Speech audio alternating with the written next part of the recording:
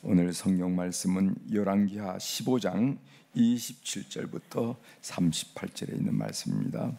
열왕기하 15장 27절부터 38절에 있는 말씀.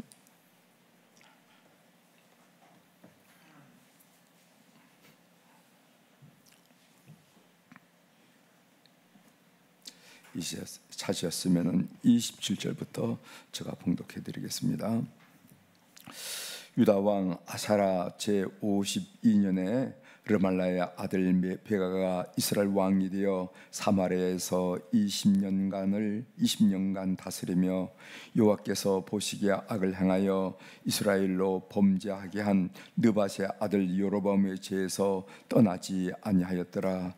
이스라엘 왕 베가 때 아수르 왕 디글랏 빌레셀이 와서 이온과 아벨벳 마가와 야노아와 게데스와 하솔과 길르앗과 갈릴리와 납달리 온 땅을 점령하고 그 백성을 사로잡아 아수르로 옮겼더라.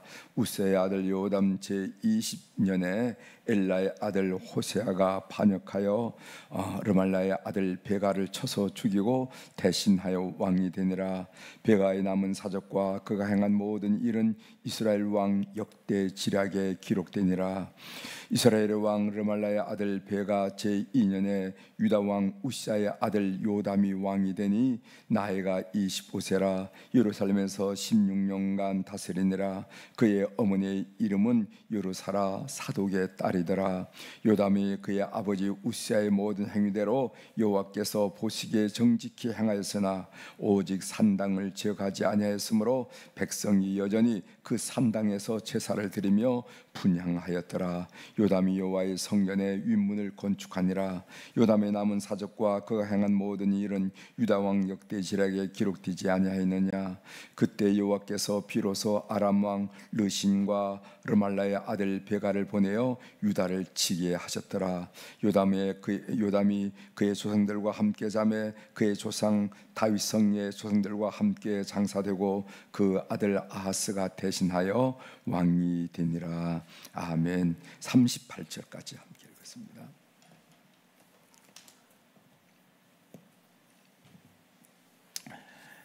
오늘 우리가 읽은 열왕기하 15장 27절부터 마지막 절에 있는 말씀을 중심으로 주제를 예수님을 믿는다라는 것은 다르게 살기로 결심했다는 것입니다. 이런 말씀을 함께 나누려고 합니다. 예수님을 믿는다. 저 예수 믿어요. 예수 믿기로 했어요. 예수 믿은 지 오래가 됐어요. 이 말은 무슨 말인가 하면은 다르게 살기로 결심했다 하는 그런 뜻이라는 것이죠. 오늘 또 우리 찬송 중에 거룩한 백성이 되었으니 이렇게 고백하잖아요. 그죠? 거룩한 백성이 되었으니 이제는 삶에 보는 그 모든 것이 달라졌다는 겁니다. 오늘 그 말씀을 함께 나누고자 합니다. 북이스라엘 왕국의 상황을 좀 말씀드리면은 역성혁명으로 베가가 왕이 되죠. 그 베가가 20년 통치를 하게 됩니다. 그리고 또 역성혁명이 일어나서 호세아가 왕이 됩니다. 그 내용이 열왕기하 15장 20절에 나와 있는데 그 부분을 읽어드리겠습니다.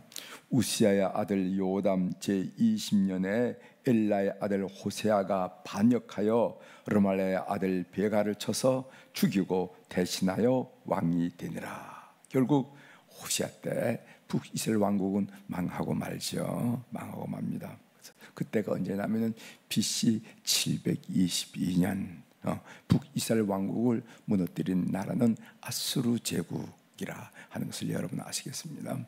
이 아수르 제국이 이 북이스라엘 왕국을 노린 이유가 뭐냐면은 그 아수르 제국은 어디냐면은 디그리스 강 유프라스 서북단에 있는데 그 나라가 이 남하에서 이 애굽을 무너뜨리려고 하는 그런 소위 중동에 대한 패권을 장악하려고 하는 그런 의욕이 강했어요. 그래야 이제 지중해를 중심으로 이제 패권을 장악하니까 남쪽에 있는 애굽 제국을 무너뜨리려고 하는데 그 중간에 누가 있냐 하면은 소위 북이스라엘 남유다 왕국이 있거든요. 그래서 북이스라엘 왕국이 공격 타겟이 되었다 하는 것을 알게 되고 결국 무너져서 왕국은 멸망하고 말았다 하는 얘기입니다. 반면 남유다 왕국은 우시야 왕 아사라고도 표현되죠. 아사라 왕 우시야 왕이 죽고 그 아들 요담이 왕이 됩니다. 그 요담이 16년간 통치했다 하고 얘기했죠. 그 요담이 죽고 그 아들 아하스가 왕이 되었다 하는 부분까지 오늘 우리가 읽었습니다. 열왕기하 15장 32절이죠. 제가 그 부분을 읽어드리겠습니다. 이스라엘의 왕 르말라의 아들 베가 제2년에 유다 왕 우시야의 아들 요담이 왕이 되니, 우리 요담의 지적 중에서 우리가 주목해야 될 사항이 산당 제거 문제였습니다. 34절 35절 읽어드리겠어요. 요담이 그의 아버지 우시야의 모든 행위대로 여호와께서 보시기에 정직히 행하였으나, 이제까지는 긍정적으로 평가하죠. 35절 오직 산당을 제거하지 아니하였으므로 백성이 여전히 그 산당에서 제사를 드리며 분향하였더라. 요담이 여호와의 성전의 윤문을 건축하니라. 요담이 산당을 제거하지 못한 것에 대해서 좋지 않게 보고 있음을 우리가 오늘 본문을 통해서 알 수가 있습니다. 그런데 도대체 산당이란 게 뭐냐? 산당이란 게 뭐냐? 이 산당이라는 것은 지방 성소를 가리켜요. 지방 성소. 그래서 그 당시 지방의 정치, 종교의 중심지가 사실은 산당이었습니다. 산당이었는데 왕국 초기에는 이 산당을 긍정적으로 봤어요. 그래서 예를 들어 본다면은 우리가 이 1000번제를 드리는데 솔로몬이 왕으로 등극하여 1000번제를 드릴 때 그 드린 곳이 어디냐면은 기브온 산당이에요. 산당. 그러니까 왕국 초기에는 이 산당을 긍정적으로 표현하는, 하나님께 제사 드리는 거룩한 공간으로 인식을 했다는 것이죠. 그런데 이 솔로몬 성전 건축 이후에는 산당 예배, 산당 제사를 금지했어요. 솔로몬 성전이 건축됐으니까 이제 산당 제사는 금한다, 이렇게 됐습니다.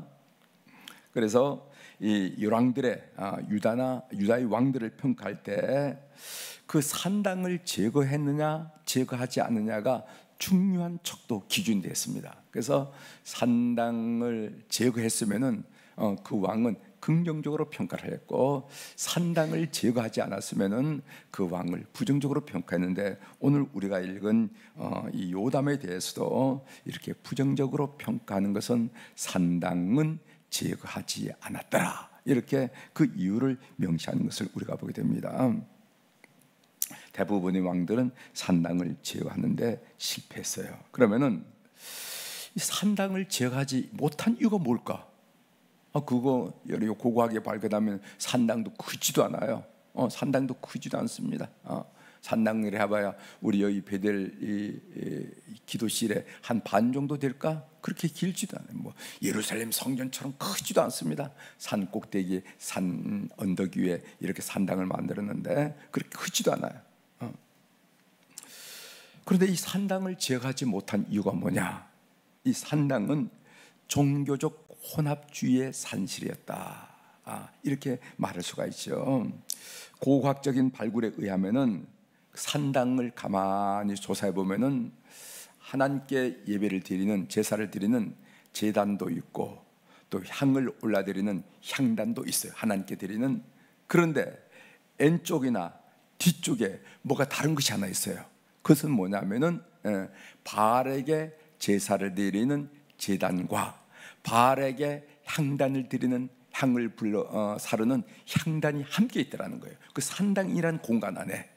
그러니까 이 산당이란 공간 안에 하나님께 제사를 드리기도 하고 또 바알에게도 제사를 드리는 그런 일을 했다는 거죠. 이스라엘 백성들은 산당에서 여호와 하나님만 섬긴 것이 아니라 바알 우상도 함께 섬겼어요. 바알. 그럼 여러분, 바알이 뭡니까?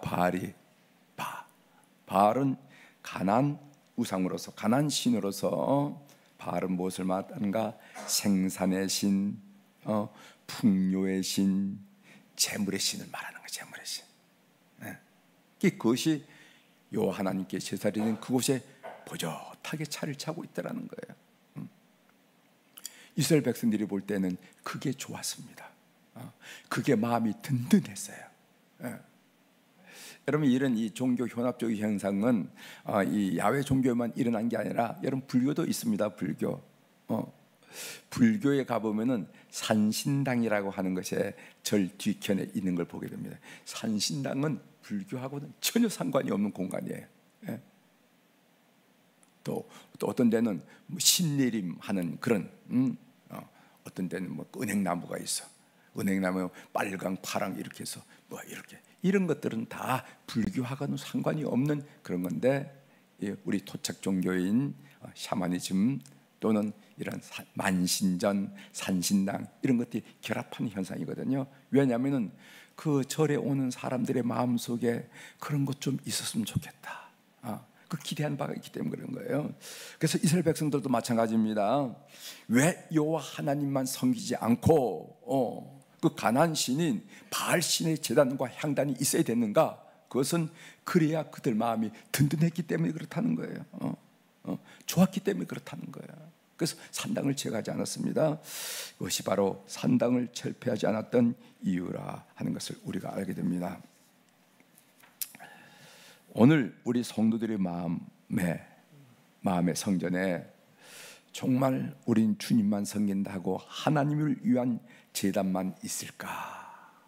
아니면은 바알 비슷한, 풍요의 신 비슷한 그 무엇이 함께 자리 잡고 있지는 않을까 하는 거 살펴봐야 된다는 겁니다. 여러분, 고린도전서 6장 19절부터 20절에 이런 말씀 있어요. 너희 몸은 너희가 하나님께로부터 받은 바 너희 가운데 계신 성령의 전인 줄을 알지 못하느냐? 너희는 너희 자신의 것이 아니라 값으로 산 것이 되었으니 그런즉 너희 몸으로 하나님께 영광을 돌리라. 이렇게 바울 사도께서 말씀하셨습니다. 그러니까 우리의 마음은 뭐냐면 성령이 계시는 성전이라는 거예요. 성령이만이 계셔야 돼. 그런데 인생사를 하다 보면은 어떻게 되냐면은 성령만 계셔야 할 이 마음 자리에 이상하게 다른 것도 들어와. 다른 것들, 풍요의 신 바알과 비슷한 것들이 들어온다는 겁니다. 신앙생활을 한다는 것은 가치관이 달라졌다는 것을 의미하는 겁니다. 이 세상 사람들이 사는 것, 세상 사람들이 사는 목적, 세상 사람이 사는 방법, 그 가치관이 아니라 성경적인 가치관, 세계관에서 이 성경적 세계관이 생명이다. 이 성경적 세계관이 구원이다. 그래서 나를 구원할 뿐만 아니라 이 사회와 이 민족을 구하는 첩경이다 라고 확신하면서 이렇게 살기로 결심한 사람, 이것이 바로 우리 신앙생활을 한다, 이렇게 얘기죠. 여러분, 고린도후서 5장 17절에 보면 이런 말씀이 있습니다. 그런즉 누구든지 그리스도 안에 있으면은 새로운 피조물이라 이전 것은 지나갔으니 보라 새 것이 되었도다, 이렇게 고백해요. 그런즉 누구든지, 남자든지 여자든지 황인종이든지 백이든지 흑인이든 간에 누구든지 그리스도 안에 있으면 새로운 피조물이라는 거예요. 그랬더니까 새로운 피조물이 됐는데 검은 사람이 흰 사람이 변하고 늙은 사람이 젊은 사람이 변하고 주림이 없어지고, 이걸 의미하는 게 아니에요. 이 새로운 피조물이라는 것은 뭐냐면은 거룩한 백성이 되었다는 말인데, 이것은 그 사람의 삶의 목표와 삶의 방법이 예전과는 다르다는 거예요. 그 사람 예수 믿으니까 그 사는 목표가 달라졌어. 그 사람이 예수 믿더니 사는 방법이 달라졌어. 여러분, 이 말은 여러분 사업하지 말라는 말도 아니고, 직장생활을 하지 말라는 말도 아니고, 공부하지 말라는 말도 아니고, 지위를 얻지 말라는 말도 아니에요. 여러분 열심히 노력하셔서 직장생활에 성공자들이 되어야 됩니다. 그리고 열심히 사업을 해서 돈 많이 버셔야 됩니다. 노력해서 지위를. 그런데 그 사는 그 목표와 사는 방법이 달라지는 새로운 피조물, 거룩한 백성이 되었으니 달라져야 된다는 거예요. 그럼 예전에는 뭔가, 예전에 사는 목적이 뭡니까? 세상의 쾌락이 쾌락. 그러나 이제 사는 목적이 뭡니까? 하나님의 영광, 그의 나라와 그의 의를 구하라. 하나님의 영광과 하나님 나라. 사는 방법이 뭡니까? 예전에는 문자 그대로 수단, 방법 가리지 않고 살아갔어. 탈세도 하고 속이기도 하고 사람이 죽든 상관하지 않고 그랬어요. 그러나 이제는 수단, 방법을 말씀 안에서 가리게 되는 거예요. 이건 아니잖아, 이건 성경이 말씀하는 게 아니잖아 하고 가리게 되는 거예요. 그래서 삶의 목표와 방법이 달라진 것을 거룩한 백성의 삶이라고 말하고, 이것을 새로운 피조물이라 성경이 이야기한다 하는 것을 여러분이 꼭 기억하셔야 됩니다. 존 스타트 목사, 여러분 너무도 잘 아신 분이죠. 20세기 지성이라고 할 수 있는 존 스타트 목사는 성경은 결국 두 동산 이야기를 하고 있다 이렇게 말한 적이 있어요. 그 두 동산 이야기가 뭐냐면은, 두 동산이라는 것은 에덴 동산과 겟세마네 동산을 말합니다. 여러분, 에덴 동산에서 아담과 하와는 하나님의 뜻을 거부하고 자기의 뜻을 관철한 자리가 에덴 동산이 아닙니까? 이거 먹지 말아라, 이거 먹으면 안 돼, 이게 하나님의 뜻인데도 불구하고 아담과 하와는 그 하나님의 뜻을 거부하고 선악과를 손에 넣지 않았어요. 반면 겟세마네 동산에서는 예수님 어떻게 했냐면은 자기의 뜻을 거부하고, 그것이 힘든 일이지만은 자기의 뜻을 거부하고 하나님의 뜻을 관철했던 자리가 바로 겟세마네 동산이라고 합니다. 그래서 에덴 동산은 불순종의 자리였고 겟세마네 동산은 순종의 자리였습니다. 문제는 에덴 동산의 결과는 뭔가 저주와 형벌이었고, 겟세마네 동산의 결과는 구원과 생명이라 하는 것을 우리가 알잖아요. 그래서 우리가 그리스도의 제자가 된다는 것은 겟세마네 동산을 선택한다는 겁니다. 우리 앞에 에덴 동산과 겟세마네 동산이 있는데, 우리가 그리스도의 제자가 되고 성도가 되었다는 것은, 그것은 겟세마네 동산을 선택한다는 것입니다. 예수 그리스도의 제자는 다르게 살기로 결심했다는 것입니다. 그리스도의 제자는 세상의 풍조에 따라 사는 사람이 아니라 세상과 다르게 살아가겠노라고 선포하고 그것을 위해서 발부둥치는 존재라는 거예요. 문제는 뭐냐면은 이 세상과 다르게 사는 것이 그렇게 쉽지 않다는 겁니다. 어렵다는 겁니다. 세상과 다르게 사는 것을 이 세상이 가만 놔두지 않아요. 왜? 다르게 사는 사람이 있으면은 그 공동체가 불편하기 때문에 그런 겁니다. 그래서 다르게 사는 것을 가만 놔두지 않아요.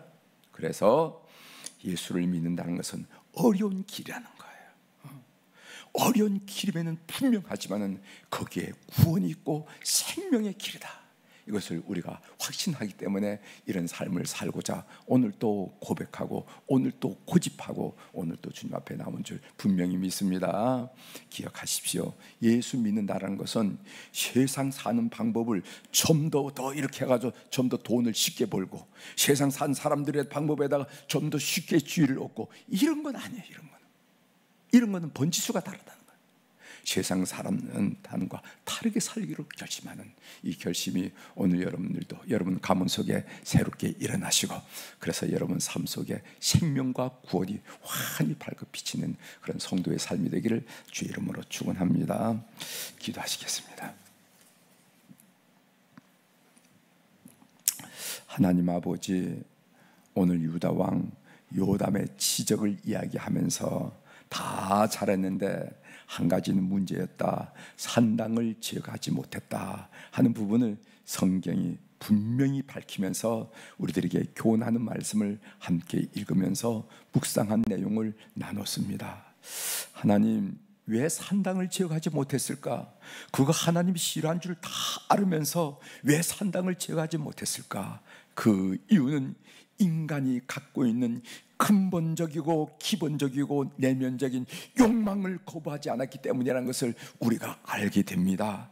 그래서 우리 앞에는 에덴 동산이 있고 겟세마네 동산이 있는데, 에덴 동산은 자기의 뜻과 욕망을 추구한 동산이고, 겟세마네 동산은 하나님 뜻으로 자기의 욕망과 자기 뜻을 포기했던 자리라는 것을 우리가 다시 한번 알게 하시오니 감사를 드립니다. 힘들지만은 거기에 구원이 있고, 힘들지만은 거기에 생명이 있고, 힘들지만은 거기에 끝이 있고, 힘들지만은 거기에 영생이 있음을 믿고 오늘 다르게 살기로 다짐하는 우리 교우들의 삶이 될 수 있도록 은혜를 베풀어 주옵소서. 하나님, 오늘 또 우리 사랑 교우들이 주님 앞에 1,000번째 헌금을 드렸습니다. 하나님, 이 헌금은 그냥 굴러다니는 돈이 아니라 사연이 있는 물질이라는 것을 하나님이 아신 줄 믿습니다. 아꼈던 돈, 절약했던 물질, 세상에 허튼 대로 쓰지 않고 이건 허튼 대로 쓰는 거야 하면서 소중히 여겼던 물질, 우리의 주님에 대한 사랑, 주님께 헌신하고 싶은 열망, 그리고 잠 못 이루는 밤, 이 모든 것들이 묻어있고 함께 응축되어 있는 물질이 이 물질이라는 것을 하나님이 이미 다 아실 줄 믿습니다. 이것을 주님 앞에 올려드리면서 이제껏 역사하신 하나님, 오늘도 장래도 그렇게 역사해 주시기를 소원하면서 삶의 모든 것, 나뿐만 아니라 우리 모든 자손의 삶을 주님께 의탁하는 마음으로 우리가 선한 씨앗을 심고 있사오니 주께서 이 씨앗을 연락하여 주시고 이 삶에 풍성히 뿌려주셔서 하나님 30배, 60배, 100배의 곡식의 열매를 맺듯이 우리의 삶에 그런 멋진 삶을 그렇게 살아낼 수 있는 그런 은혜가 있게 도와주시옵소서.